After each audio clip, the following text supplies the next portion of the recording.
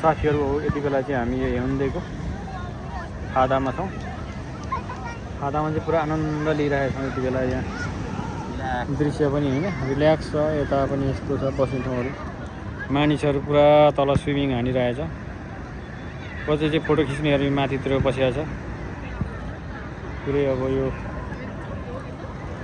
यो पुरै यो छाताहरूमा पुरै मान्छेहरू बस्ने रहेछ।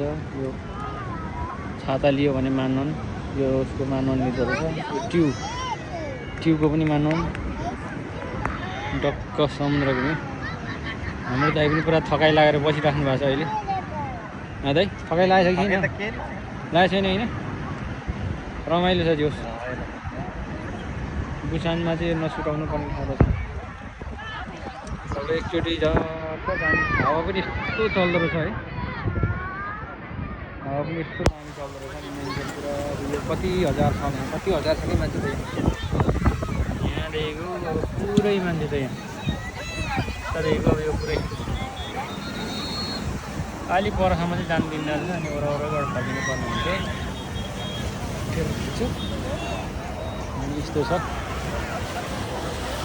यहाँ चाहिँ यस्तो छ साथीहरू दृश्य। चाहिँ पुरै यहाँको यसरी हेर्दाखेरि यहाँ आफ्नो आफ्नो खुसी आफ्नो आफ्नो तरिकाले अगाडि चाहिँ प्रोग्राम पनि गरिरहेछ।